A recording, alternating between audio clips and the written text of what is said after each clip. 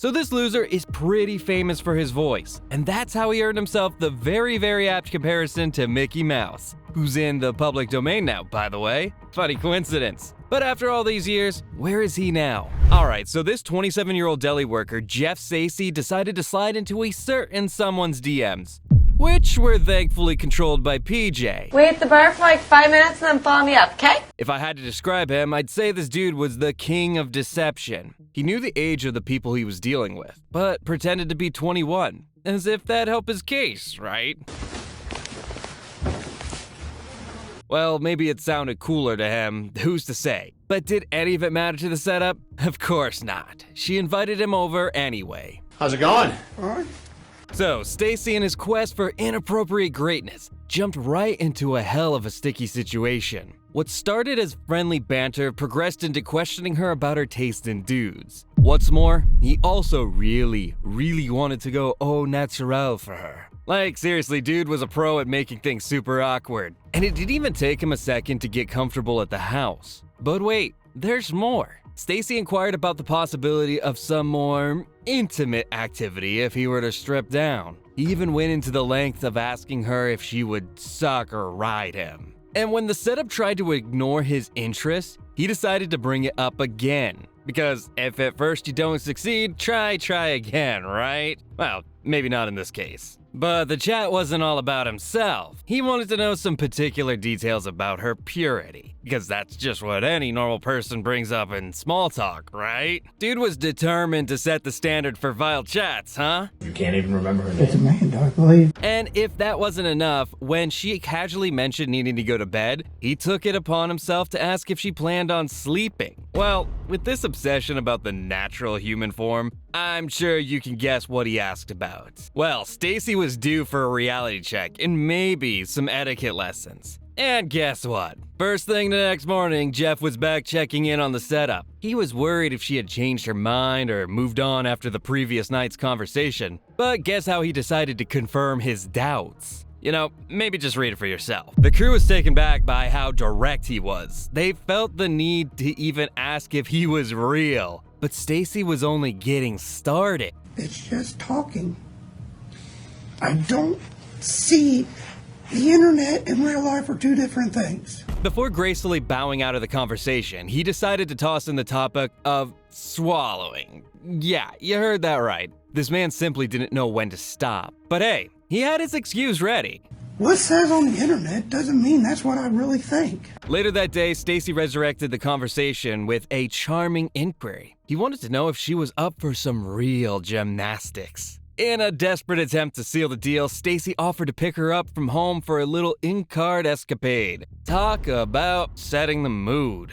He even threw in a question about tightness and whether she enjoyed being eaten. I mean, come on. Someone needs to remind Stacey that the setup wasn't on the menu. If you take a closer look at this snippet of the conversation, you can see that Stacey was neck deep engaging in this disturbing exchange, while the two of them hadn't even exchanged their names yet. I mean, talk about priorities. Now, things seem pretty bad, right? Well, things are about to get much worse.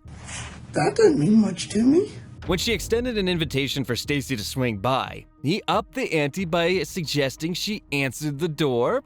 Yeah, you guessed it. Au naturel. Dude knows what he wants at least. However, when she wisely declined, he persisted, asking if she could at least be ready for some oral action once he arrived. Yeah, Stacey wasn't about to slow down after coming this far. And just when you thought it couldn't get any more cringeworthy, Stacey brought up the topic of hair down there and shared his desire to, well, finish inside her. He was really trying to get every single uncomfortable line of questioning going in a single conversation, wasn't he? To add the cherry on top, Stacey decided to command her to undress and stay undressed for the whole time that he would be around her. And nope, he wasn't making a request. He was commanding her to do so. He even mentioned the possibility of meeting at a motel room if her house wouldn't suffice. Anyway, in a final act of foolhardiness, despite having reservations about her potentially being law enforcement, Stacy drove over to the Sting house. He just couldn't help himself, you see? The lengths people go for this sort of stuff really disturbs me. Cut to the day of the sting, and Stacy swaggered into the place, all set to rendezvous with whom he thought he was chatting with all this time. But guess what? This dude not only had the pleasure of a pre-show chat with Del Harvey, but was also invited in by the man of the hour. Stacy was asked to chill at the bar while the setup got ready. For him, yeah. Wait at the bar for like 5 minutes and then follow me up, okay? Okay. Now, of course, all of his plans went down the drain when, instead of his beautiful date, someone else showed up. Chris gestured for Stacy to take a seat. Things were about to get interesting. Now, any sane person might be getting cold feet at this point, but not Stacy. Oh no. He was just getting started on the road to becoming a poster child for questionable life choices. So this is when Chris threw in the big question, what's your deal here? And Stacy shrugged it off real casually. What's your plan for tonight? Nothing really? Nothing really. Nothing? Really? Dude, you're not at a coffee shop discussing the weather. You're literally at a stranger's house. Now let's cut Stacy some slack. Maybe he just took a wrong turn on the information superhighway. Except, nope. He explicitly confessed that he was there to meet some girl whose name he couldn't remember. Yeah, remember how they eventually got around to exchanging names later on in the chat log? Well, it looks like Stacy wasn't paying much attention at that point. Was probably too busy dreaming about, well, certain details. And then, after thinking about it long and hard, he finally came up with Amanda. When nothing works, just fake it till you make it. That's the principle Stacy followed in his life. It's like he was actually trying to downplay the whole situation as if he accidentally ended up on a blind date. Who in their right mind uses some girl and Amanda in the same breath like they're interchangeable? Okay, now hold up, because here comes the plot twist. Stacy pulled another manipulative move, saying he totally thought Amanda was legal because he straight up told her so. Like, really? Bold strategy. Let's see how it plays out. There's this girl you came here to meet. I believe she's 18. And just to add a little sprinkle of absurdity, he played ignorant, acting like he was clueless about her age. You want to try again? That's what I thought. But wait, there's more. Despite all the excuses, Chris confronted Stacy with another nail in his coffin. Explicit statements from Amanda herself saying, "I am not legal." She says she's 15. Oops, busted. Yet Stacy, the Picasso of fabricating stories, stuck to his guns, insisting he was a ripe 21-year-old. What is this? A game of two truths and a lie at a college party? Bro, wake up, because this is life, and out here, actions have consequences. And Chris decided to take the first step to drop the truth bomb, and the first thing on the list was her age. However, Chris was disappointed with Stacy's answer. I don't know. You don't know? No. You gotta have a better answer than that. Turns out Stacy still couldn't recall her age, and this is after he claimed their chat happened just the night before. Okay, hold on, Stacy, let me check my calendar, and oh, sorry boss, nobody's buying what you're selling. Anyway, in a final act of verbal gymnastics, Stacy declared this little stint of his to be his first rodeo. The first time he'd ever danced with a forbidden dance with an underage partner online. This is your first time. Mm-hmm. You know, I hear that a lot. And I have to say, he tried his best to sell his innocence plea. However, as the curtain falls on Stacy's cringeworthy performance, one can't help but marvel at the audacity of someone who, even when confronted with explicit evidence, continues to paint a portrait of innocence. Then all of a sudden you're sitting here talking to me and you don't remember? No, it happened. But Chris wasn't done. He started reading out loud some of the cringeworthy excerpts from Stacy's chat log. And instead of feeling the shame he should, Stacy pulled the classic move of downplaying everything. Like, bro, you can't just ask everyone you meet online about their kinks and then act like it's all casual. But Stacy decided to go down that exact road. Now, this is where it gets really gross. Stacy, in all his glory, asked if Chris was a cop. Little late for that, buddy. People who were drunk friends, and they say that if you ask that they have to tell you. Really, Stacy? That's the advice you're taking? What kind of friends are they? Or maybe they're just as clueless as you are. Either way, Stacy kept insisting that his explicit questions were just harmless banter as he continued to be in denial. I didn't know You didn't know what? that she was underage.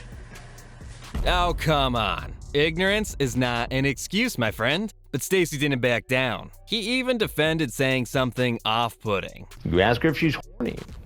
What's wrong with that? What's wrong with that? Seriously, Stacy? Read the room. Asking someone about their level of arousal online is not a normal conversation starter. It's mind-boggling how some people try to justify their creepy behavior, and what he said really epitomized that. If she does anal.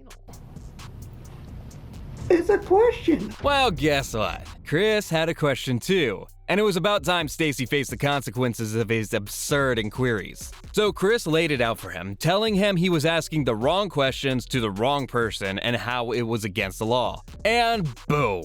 It's against the law to say it on there. It's against the law to solicit an underage girl for sex.